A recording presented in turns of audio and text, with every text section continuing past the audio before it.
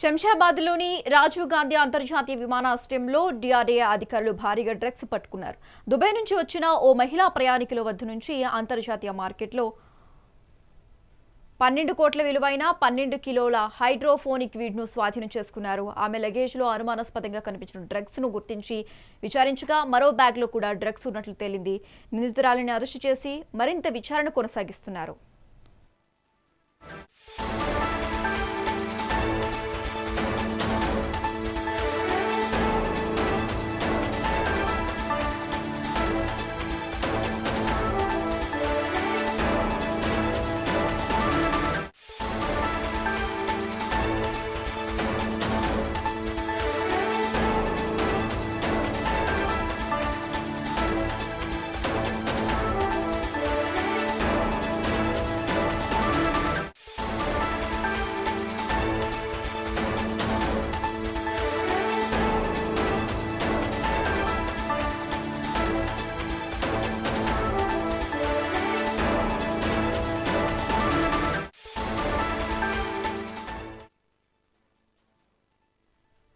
శంషాబాద్లోని రాజీవ్ గాంధీ అంతర్జాతీయ విమానాశ్రయంలో డిఆర్ఐ అధికారులు భారీగా డ్రగ్స్ పట్టుకున్నారు. దుబాయ్ నుంచి వచ్చిన ఓ మహిళా ప్రయాణికుల వద్ద అంతర్జాతీయ మార్కెట్లో 12 కోట్ల విలువైన 12 కిలోల హైడ్రోఫోనిక్ వీడ్ను స్వాధీనం చేసుకున్నారు. ఆమె లగేజ్లో అనుమానాస్పదంగా కనిపించిన డ్రగ్స్ ను గుర్తించి విచారించగా మరో బ్యాగ్లో కూడా డ్రగ్స్ ఉన్నట్లు తేలింది.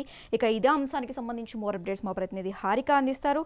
హారిక, చెప్పండి, శంషాబాద్లోని రాజీవ్ గాంధీ అంతర్జాతీయ విమానాశ్రయంలో డ్రగ్స్ పట్టుకున్నట్లుగా తెలుస్తోంది. అలాగే విచారణ కొనసాగుతుందా?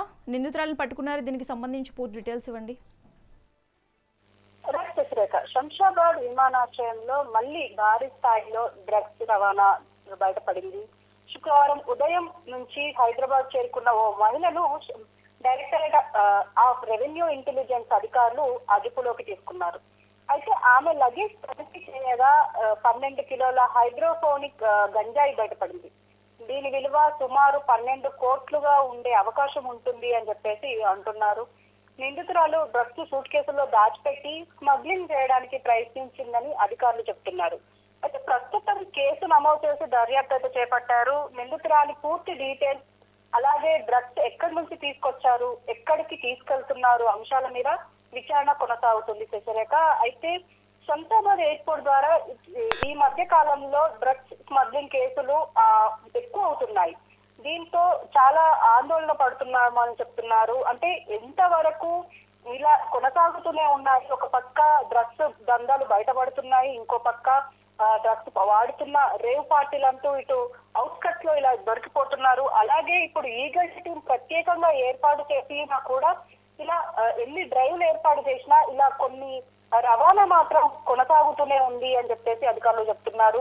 కొద్ది వారాల క్రితం కూడా మనం చూసాము, ఒక మహిళనే దాదాపు 40 కిలోల హైడ్రోఫోనిక్ గంజాయిను 2 సూట్ కేసుల్లో దాచిపెట్టి రవాణా చేస్తూ పట్టుబడింది. అదే మళ్ళీ ఇప్పుడు కూడా దాదాపు 14 కోట్లకు పైగా ఉంటుందని అప్పుడు అధికారులు చెప్తున్నారు. ఇప్పుడు కూడా 12 కోట్ల వరకు ఉంటుంది అని చెప్పేసి అంటున్నారు. అయితే ఈ నెల స్టార్టింగ్ లోనే మరో ఇలాంటిదే జరిగింది.